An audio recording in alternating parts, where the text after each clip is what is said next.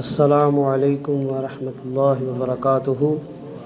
ان الحمد للہ نحمده ونستعینه ونستغفره جزاک اللہ ونعوذ باللہ من شرور انفسنا ومن سیئات اعمالنا من يهده الله فلا مضل له ومن يضلل فلا هادي له واشهد ان لا الہ الا اللہ وحدہ لا شریک له واشهد ان محمدا عبدہ ورسولہ۔ اللہم صلی علی محمد وعلی آل محمد کما صلیت علی ابراہیم وعلی آل ابراہیم انک حمید مجید۔ اللہم بارک علی محمد وعلی آل محمد کما بارکت علی ابراہیم وعلی آل ابراہیم انک حمید مجید۔ رب اشرح لی صدری ویسر لی امری واحلل عقدۃ من لسانی یفقہوا قولی۔ رب زدنی علما۔ اللہم انفعنا بما علمنا وعلمنا ما ينفعنا وزدنا علما۔ قال اللہ تبارک و تعالی فی القرآن المجید بعد اعوذ باللہ السمیع العلیم من الشیطان الرجیم ولو ان اہل القرى آمنوا واتقوا لفتحنا علیہم برکات من السماء والارض ولکن کذبوا فاخذناہم بما كانوا یکسبون۔ قال النبی صلی اللہ علیہ وآلہ وسلم الدین النصیحہ۔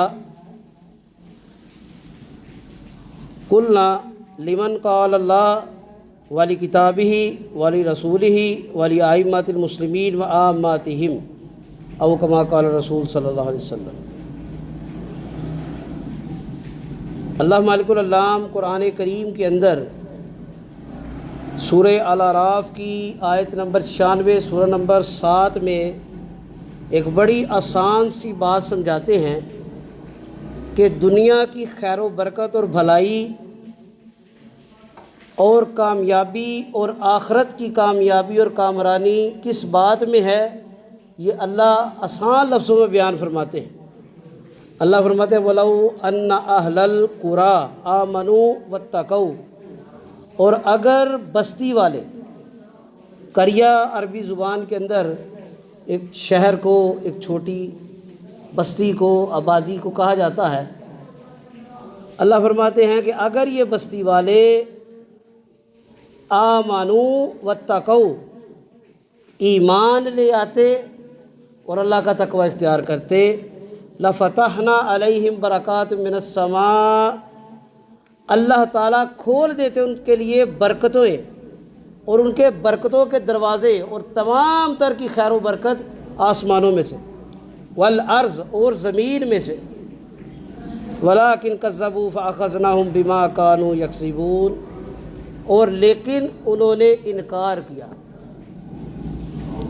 اور اس انکار کی وجہ سے ان کو اللہ کی طرف سے عذاب نے، تکلیفوں نے، مصیبتوں نے پکڑ لیا، جکڑ لیا۔ اب بظاہر تو یہ آیت پڑھنے سے ایک بات سمجھ آ رہی ہے کہ جو بندہ اللہ کی بات مانتا ہے وہ خوش رہتا ہے، اور جو نہیں مانتا وہ تکلیفوں، مصیبتوں، آزمائشوں میں رہتا ہے۔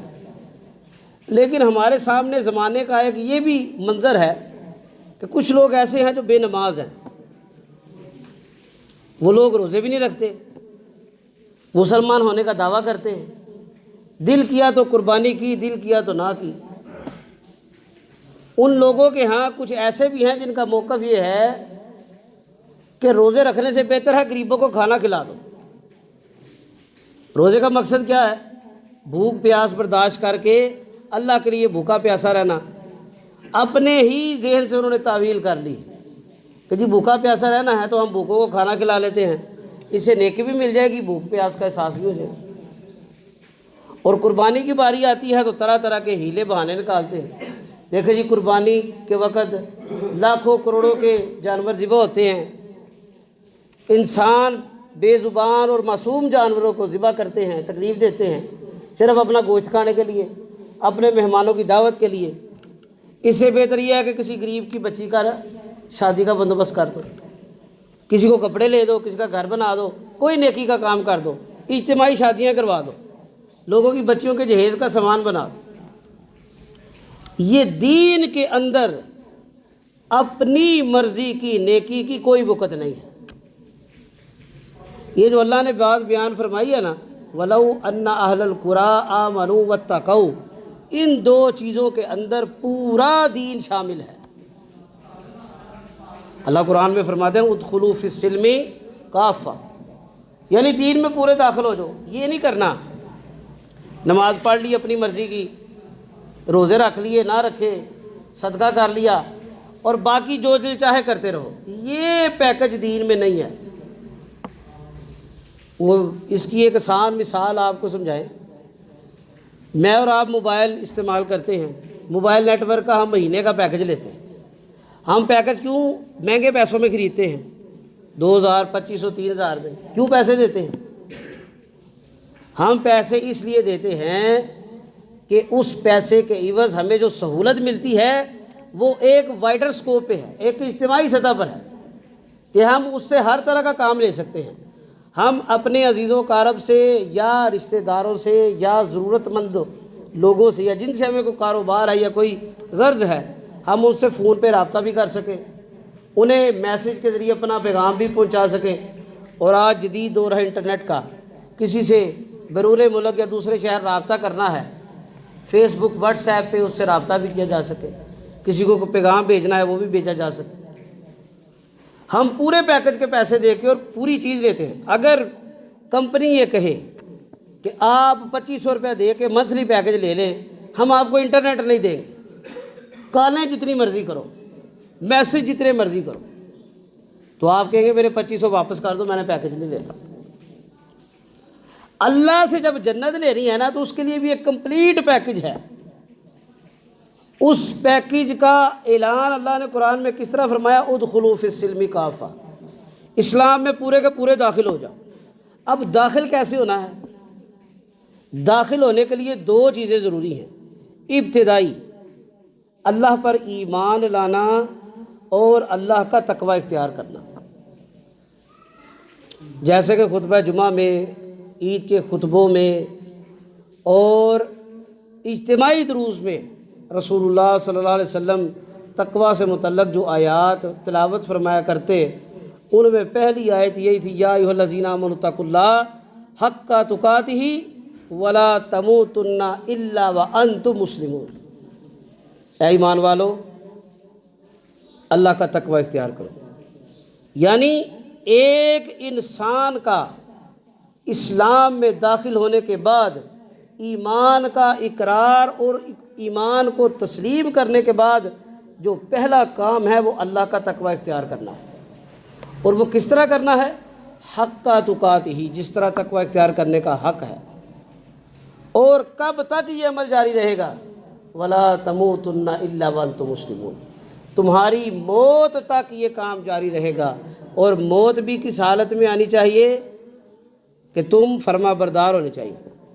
اللہ فرما رہے ہیں، بتانے والے رسول مکرم صلی اللہ علیہ وسلم، یہ جو نبی رحمت صلی اللہ علیہ وسلم دعا مانگا کرتے تھے نا اکثر، ربنا آتنا فی الدنیا حسنہ وفی الآخرات حسنہ وقنا عذاب النار، اس دعا کی اجتماعیت اتنی وسیع ہے، اگر ہم اس کو سمجھ لینا تو ہماری دنیا کی پریشانیوں کا حل نکلا ہے۔ آخرت میں جو پریشانی لاحق ہونے والی ہے اس کے لیے بھی ہمیں سہولت مل جائے۔ حسنات کسے کہتے ہیں؟ ہم نے عام طور پر یہی سنا ہے، خوبصورت کو، اچھائی کو، نیکی کو۔ حسنہ سے مراد ہر وہ خیر کی چیز ہے جو انسان کے ایمان کو، اس کے دل کو اور اس کے تقوی کو تقویت دے۔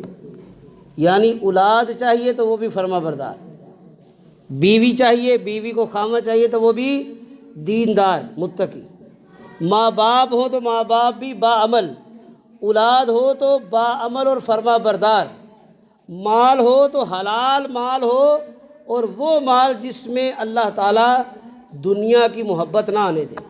مال جتنا مرضی کمائے، شریعت نے کوئی حد نہیں لگائی۔ ایک انسان ہزاروں، لاکھوں، کروڑوں، اربوں روپے کماتا ہے، شریعت نے کوئی پابندی نہیں لگائی ہے۔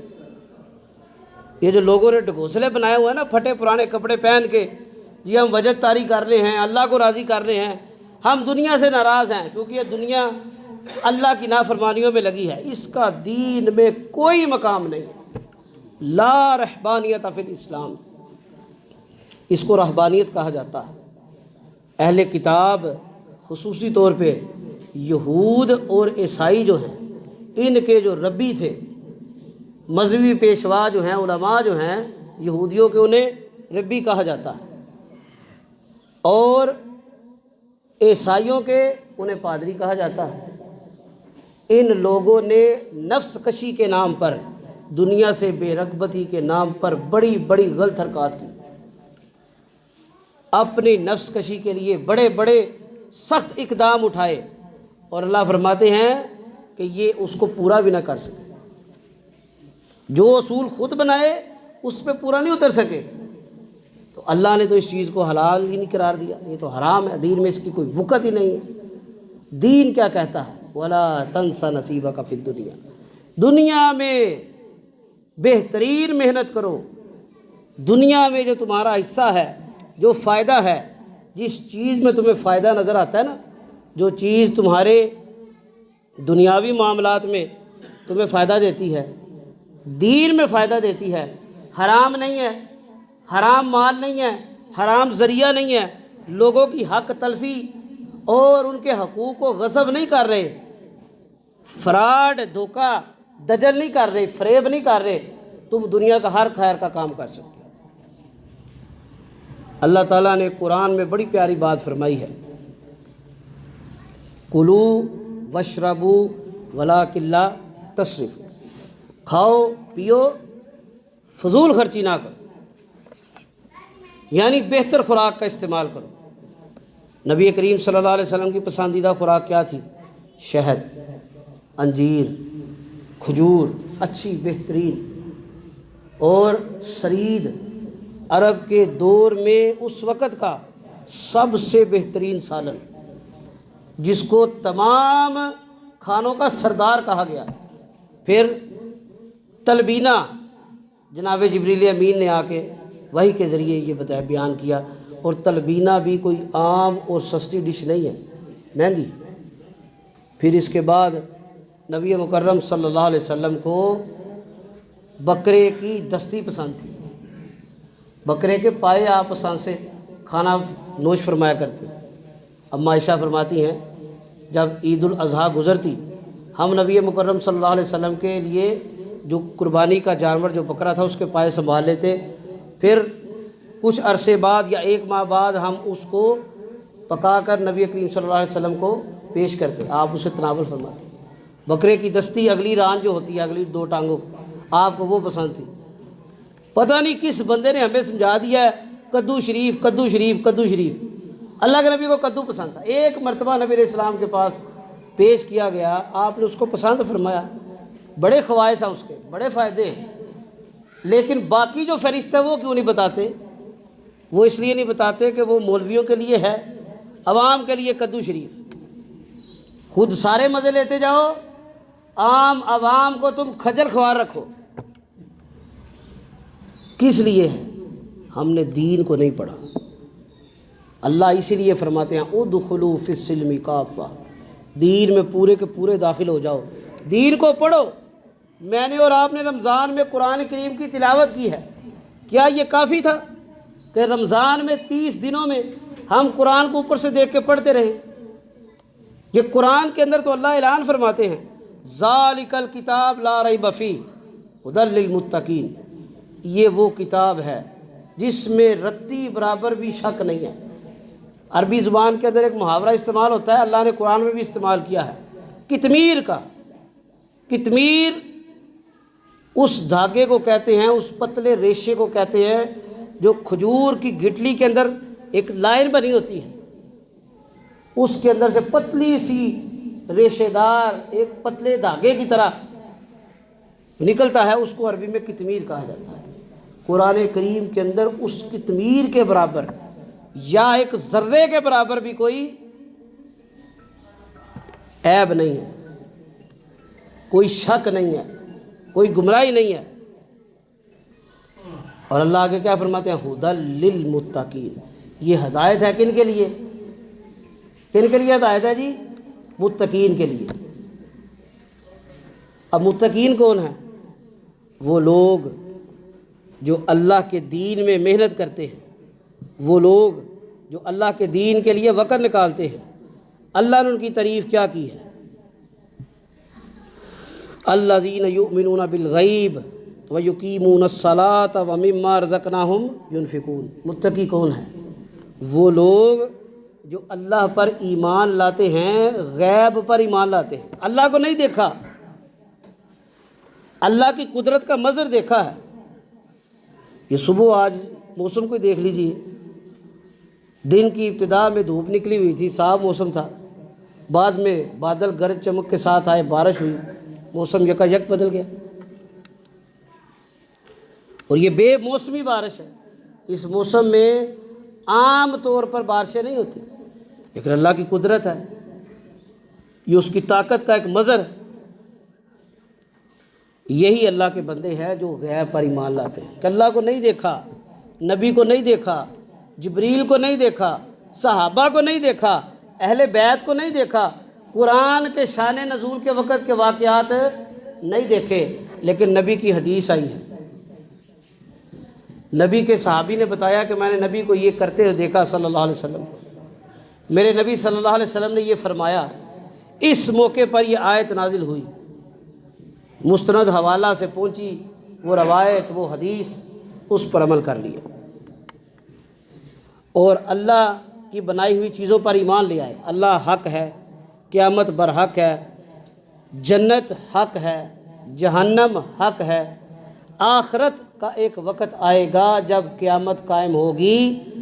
میں نے، آپ نے، ہم سے پچھلے جتنے بھی مسلمان گزرے ہیں، جو موجود ہیں ابھی اور جو آنے والے ہیں قیامت تک، سب نے اللہ کی بارگاہ میں پیش ہونا ہے، اپنے اعمال کا حساب دینا ہے، اپنے اعمال کی جواب دہی ہے۔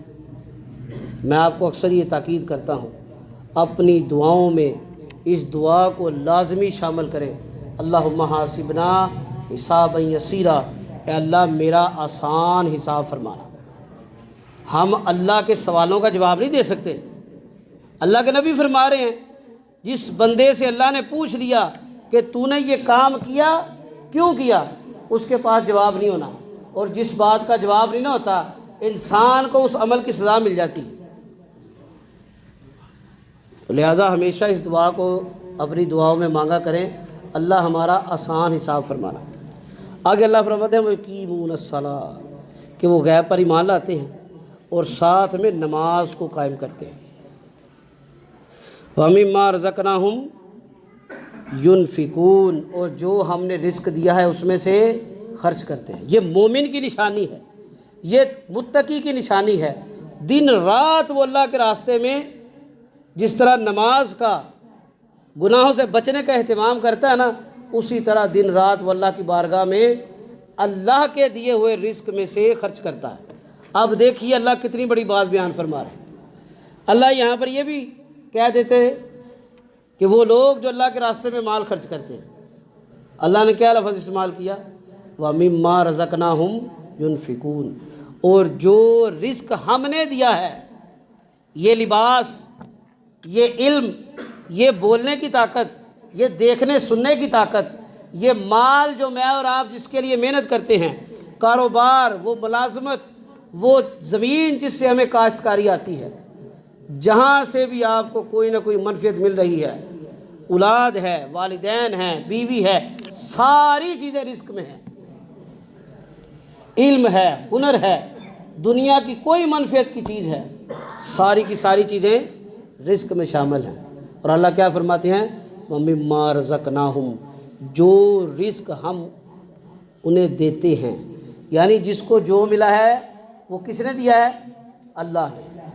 اب کوئی شخص اترائے تو اس سے بڑا کم عقل اور کج فہم کوئی نہیں، جو اپنے علم پر، جو اپنے فہم پر، جو اپنی اسٹریٹجی لائے عمل پر اتراتا ہے کہ میں دیکھو میرا کتنا اچھا لائے عمل ہے، میں نے ایک پلان مرتب کیا، اس کے مطابق فائدہ ہو گیا، میں نے ایک کاروبار کا ایک طریقہ بنایا، اس طریقے سے مجھے نفع آنا شروع ہو گیا، میرا ذہن کتنا بہتر کام کرتا ہے۔ اللہ فرماتے ہیں نا، وَمِمَّا رَزَقْنَاهُمْ، ہم نے تمہیں رزق دیا ہے۔ یہ جو تمہارا دماغ چل رہا ہے نا، یہ ہم چلا رہے ہیں۔ کئی ایسے لوگ ہیں جو ہم سے بڑے طاقتور ہیں، بڑے سمجھ بوجھ والے ہیں، لیکن بیچارے ناکام پھر رہے ہیں، ان کے حالات ہی نہیں بدلتے۔ بچپن سے جوانی، جوانی سے بڑھاپا، زندگی بڑی قسم پرزی اور سختی میں گزارتے ہیں۔ اور کچھ ایسے ہیں جو جوانی میں ہی یا کم عمری میں ہی بڑی بڑی نعمتوں کو حاصل کر لیتے ہیں۔ اس میں اس کم عمر بندے کی عقل اور فہم کا کوئی خاصہ نہیں ہے، یہ اللہ کا خاصہ ہے۔ اور اللہ کیا کہتے ہیں؟ جو میں نے تمہیں دیا ہے، جب بھی تمہیں ملا ہے، جتنا ملا ہے، ينفقون، میرے نیک متقی بندے اس میں سے خرچ کرتے ہیں۔ آگے اللہ فرماتے ہیں والذین یؤمنون بما انزل الیک وما انزل من قبلک وبالآخرۃ ھم یوقنون، یہی وہ لوگ ہیں اور وہ لوگ ایمان لاتے ہیں کس پر؟ بما انزل الیک۔ اب تقوی اختیار کرنے کا چوتھا اصول کیا ہے؟ پہلا اصول کیا تھا؟ قرآن پر ایمان لانا، دوسرا غیب پر، تیسرا نماز قائم کرنا اور اللہ کے دیے ہوئے رزق میں سے خرچ کرنا، چوتھا اب اللہ نے جو کچھ بھی اتارا ہے جناب محمد صلی اللہ علیہ وسلم پر۔ کچھ لوگ اتنے بدبخت ہیں کہ وہ ان کے سامنے حدیث پیش کی جائے، وہ کہتے ہیں جی حدیثیں تو لوگوں نے گڑھی بھی ہیں، ہم قرآن کو بس مانتے ہیں، قرآن اللہ کی کتاب ہے۔ قرآن کس نے بتایا ہے کہ اللہ کی کتاب ہے؟ تمہیں کیسے پتہ چلا کہ قرآن اللہ کی کتاب ہے؟ صحابہ کو کس نے بتایا تھا کہ یہ قرآن ہے اور یہ غیر قرآن ہے؟ قرآن کریم کو سمجھانے کے لیے محدثین نے دو الفاظ اور دو اصطلاحات استعمال کی ہیں۔ ایک وحی جو اللہ کی طرف سے نازل ہوتی ہے اللہ کے رسول کو، وہ جو اللہ فرما رہے ہیں بما انزل الیک، جو کچھ ہم آپ کی طرف نازل کر رہے ہیں۔ اللہ جو وحی اپنے نبی پر نازل کرتے ہیں وہ دو حصوں پر شامل ہے، ایک وحی مطلوع اور ایک غیر مطلوع۔ یعنی مطلوع سے مراد یہ ہے جس کی تلاوت کی جائے، جس کی تلاوت پر ثواب ہے۔ یعنی یہ جو مصحف ہمارے سامنے ہے، جو کتابی شکل میں قرآن مجید ہمارے سامنے ہے، یہ وحی مطلوع ہے، اس کی ہم تلاوت کرتے ہیں، نماز میں اس کو پڑھتے ہیں۔ اور ایک غیر مطلوع ہے جس کی تلاوت نہیں ہوتی لیکن وہ بھی اللہ کی طرف سے نازل کرتا ہے، وہ نبی کریم صلی اللہ علیہ وسلم کی احادیث ہیں۔ آپ نے کس موقع پر کیا فرمایا، کیا دعا پڑھی، کون سے اذکار آپ صبح کرتے تھے، شام کو کرتے تھے، فرض نمازوں کے بعد کرتے تھے، نماز کا طریقہ کیا ہے، نماز کس طرح پڑھنی ہے، کون سی نماز کی سنتیں کیا ہیں، رات کو تہجد پڑھنی ہے تو کس طرح پڑھنی ہے، اور اس کا محبوب وقت کیا ہے، اللہ سے دعائیں مانگنی ہے تو کس طرح مانگنی ہے۔ وہ اللہ فرماتے ہیں وَإِذَا سَأَلَكَ عِبَادِي عَنِّي فَإِنِّي قَرِيبٌ، جب بھی میرا بندہ مجھ سے سوال کرتا ہے تو میں اس کے قریب ہوتا ہوں۔ اجیب دعوت الداعی اذا دعان، جب بھی مجھے کوئی پکارنے والا پکارتا ہے میں اس کی پکار کا جواب دیتا ہوں۔ فَلْيَسْتَجِيبُوا لِي، پس اسے چاہیے کہ میری بھی بات کا جواب دے۔ اللہ سے کیسے مانگنا ہے؟ اللہ کے نبی نے سکھایا ہے۔ کیا سکھایا ہے؟ آپ نے کہا سورہ فاتحہ پڑھو، اس کے بعد مجھ پر درود بھیجو، جو دعا مانگو گے اللہ تعالیٰ رد نہیں کرے گا۔ اور فرمایا اللہ کے ساتھ کثرت سے دعائیں کیا کرو اور امید اور یقین کے ساتھ کیا کرو۔ امید اور یقین کی مثال اللہ نے کیا بتائی ہے قرآن میں؟ جناب ایوب علیہ السلام 18 سال تک آزمائش میں مبتلا رہے، دو بندے ان کا پتہ لینے آئے۔ بنی اسرائیلی روایات میں ہے کہ ان بندوں میں سے ایک شیطان تھا، انسانی شکل میں آیا، آ کر کہتا ہے کہ دیکھو یہ اللہ کا نبی ہے،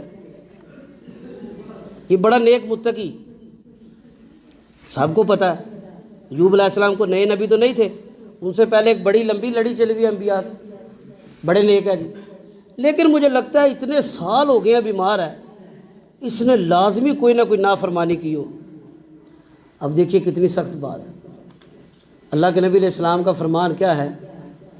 بیمار کی عیادت کے لیے جاؤ، اس کو دعا دو۔ دعا کیا دینی ہے؟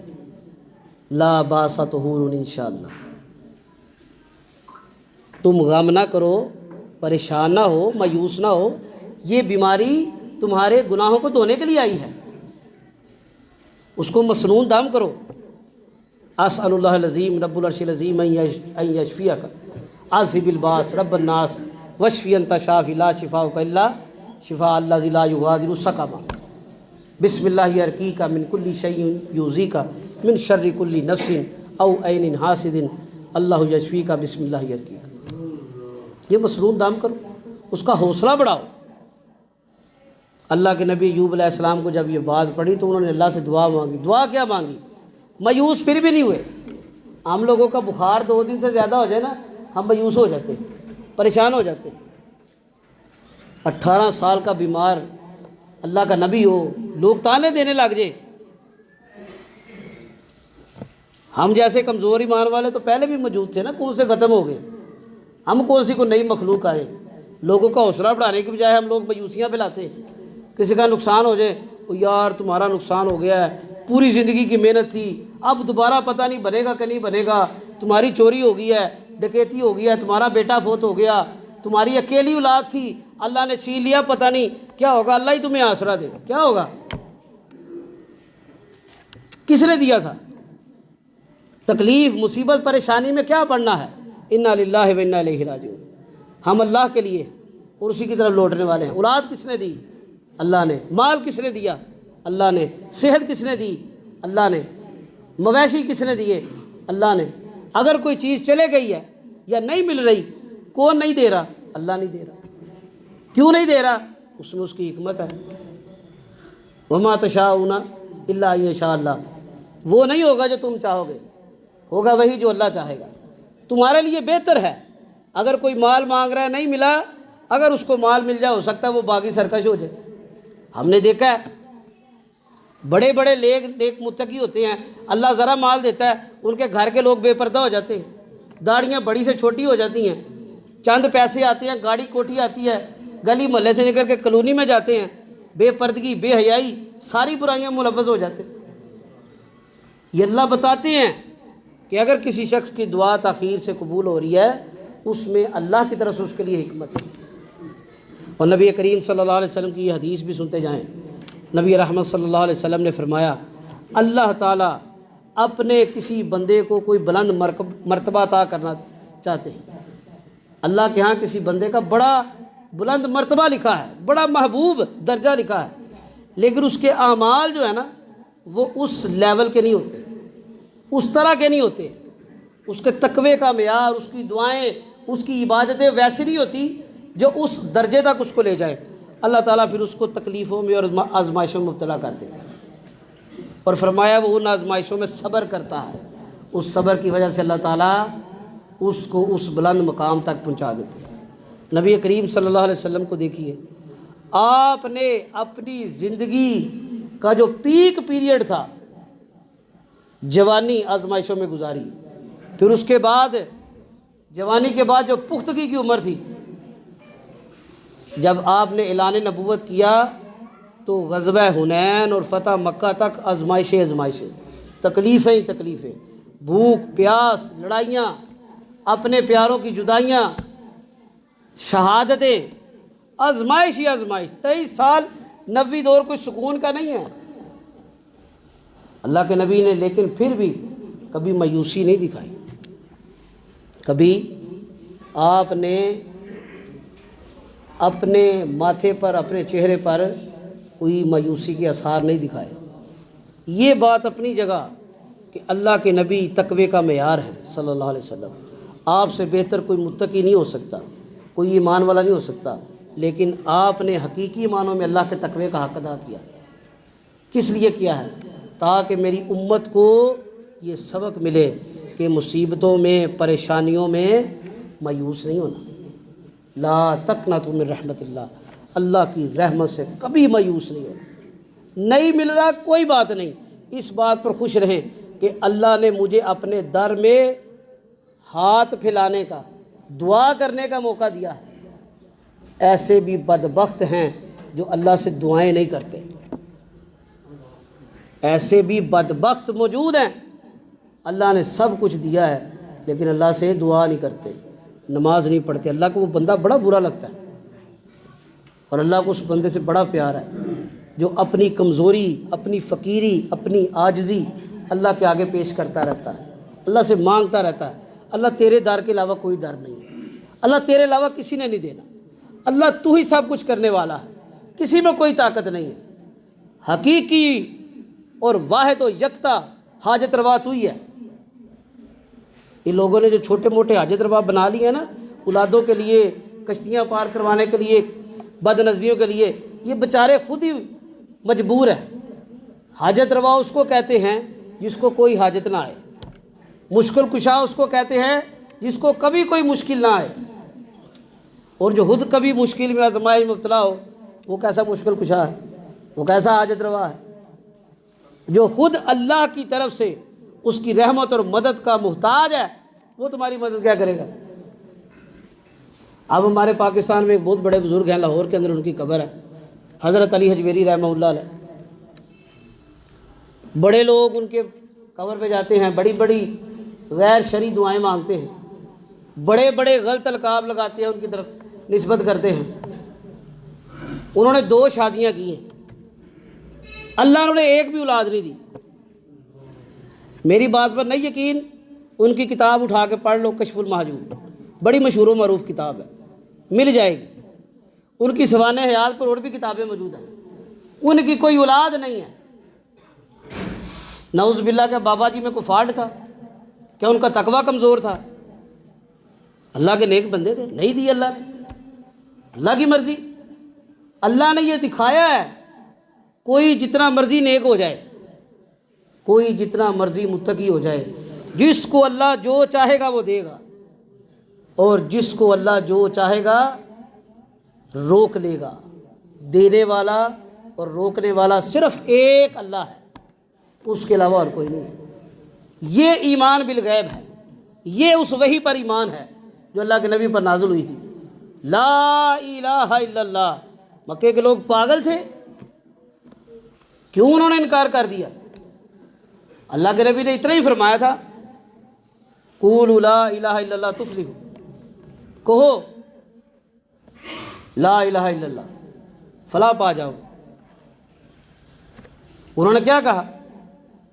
آپ کی بات ٹھیک ہے لیکن آپ اس کلمے کو نہیں مانیں گے۔ کیوں نہیں مانیں گے؟ لا الہ الا اللہ، کوئی معبود برحق نہیں ہے، کوئی طاقت کا، کوئی حاجت روائی کا، مشکل کشائی کا، سیاہ سفید کا مالک اللہ کے علاوہ نہیں ہے۔ ان کو یہ بات سمجھ آ گئی تھی۔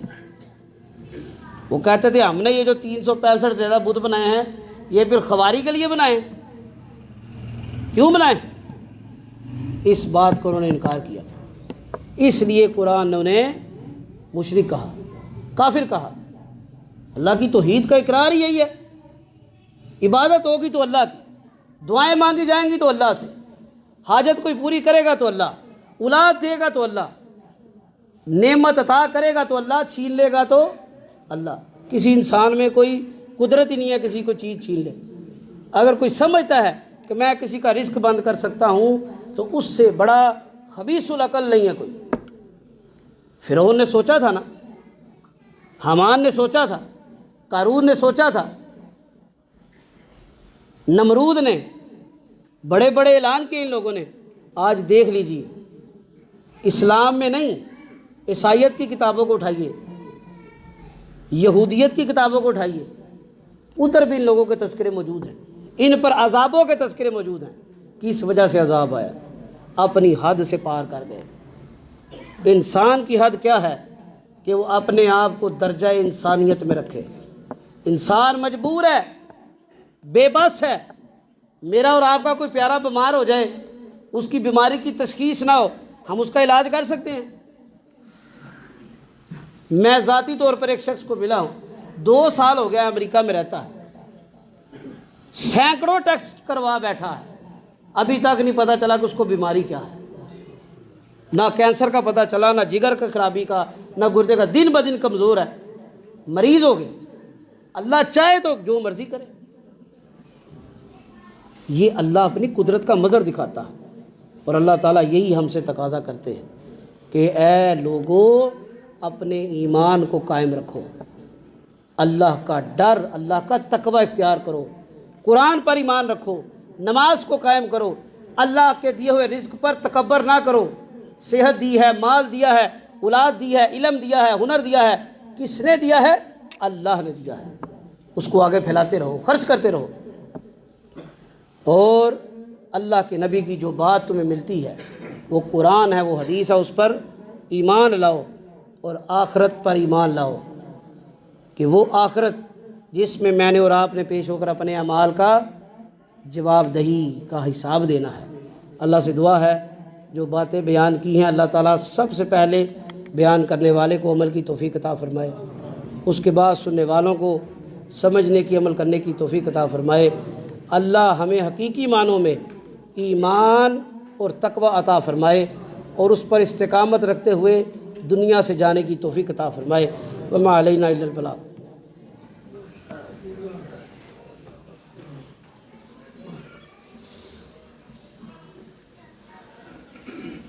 ان الحمد للہ نحمده ونستعینه ونستغفره ونعوذ باللہ من شرور انفسنا ومن سیئات اعمالنا من يهده الله فلا مضل له ومن يضلل فلا هادي له واشهد ان لا اله الا الله وحده لا شريك له واشهد ان محمدا عبده ورسوله صلی اللہ علیہ وآلہ وسلم۔ قال اللہ تبارک وتعالی فی القرآن المجید بعد اعوذ باللہ السمیع العلیم من الشیطان الرجیم یا ایھا الذین آمنوا اتقوا اللہ وقولوا قولا سدیدا یصلح لکم اعمالکم ویغفر لکم ذنوبکم ومن یطع اللہ ورسولہ فقد فاز فوزا عظیما۔ اما بعد فإن خیر الحدیث کتاب اللہ وخیر الہدی ہدی محمد صلی اللہ علیہ وآلہ وسلم وشر الامور محدثاتها وإن كل محدثة بدعة وإن كل بدعة ضلالة الضلالة في النار۔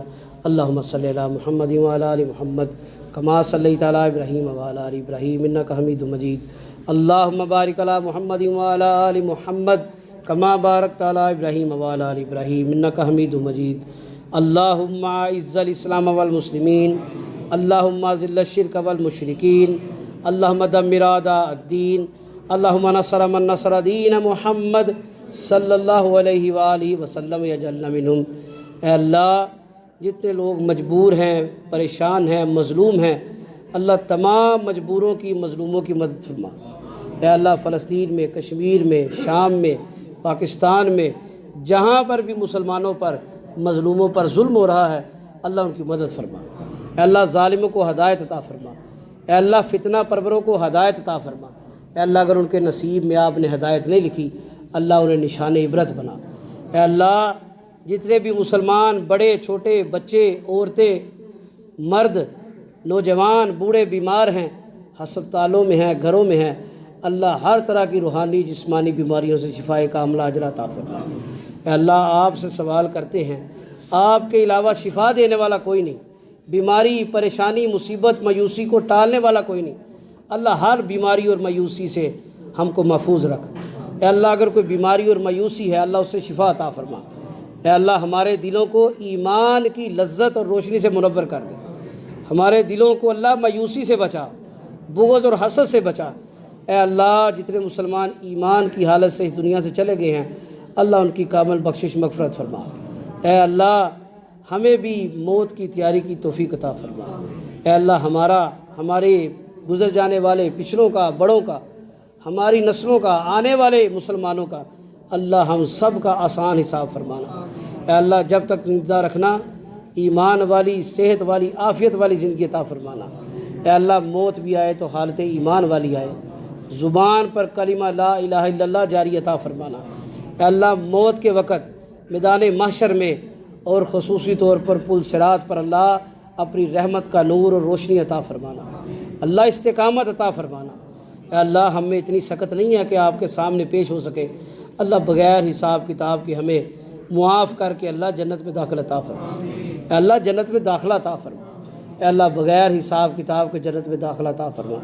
اے اللہ جو عبادتیں، جو نیکیاں کرتے ہیں، اللہ انہیں ریاکاری سے محفوظ فرما۔ اے اللہ آخر میں یہ دعا ہے کہ جو حاجات، مناجات، ضروریات، مجبوریاں، بے کسیاں، تنگیاں آپ کی بارگاہ میں لے کے آئے ہیں، اللہ تمام حاجات قبول فرما، تمام تنگیوں، پریشانیوں، مجبوریوں کو رفع کر دے۔ اے اللہ آپ قادر مطلق ہیں، آپ علی کل شیء قدیر ہیں، اے اللہ آپ مالک الملک ہیں۔ اللہ آپ کو اپنی شان کریمی رحیمی کا واسطہ، رحمان و رحیم ہونے کا واسطہ، حی القیوم ہونے کا واسطہ، اے اللہ آپ کو مالک الملک ذوالجلال والاکرام ہونے کا واسطہ اللہ ہماری پریشانیاں دور فرما، ہماری حاجات قبول فرما، بے روزگاروں کو روزگار عطا فرما، بے گھروں کو گھر عطا فرما، بے اولادوں کو اولاد عطا فرما، جن کو اولاد دی ہے اللہ ان کو بھی نیک صالح متقی والدین بنا، ان کی اولادوں کو بھی نیک صالح متقی اور فرما بردار بنا۔ اے اللہ جو مانگا ہے وہ بھی عطا فرمانا، جو نہیں مانگ سکے ہمارے حق میں بہتر اللہ وہ بھی عطا فرمانا۔ سبحان ربک رب العزت عما یصفون والسلام علی المرسلین والحمد للہ رب العالمین۔